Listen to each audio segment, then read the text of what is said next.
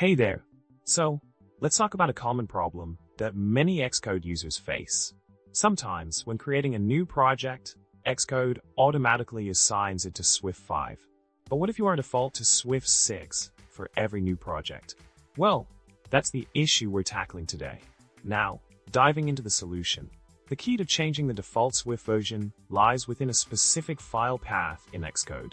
You'll need to navigate to the TemplateInfo.plist file located at Applications Xcode that app-contents developer lever exhibit template test project templates base project settings to template.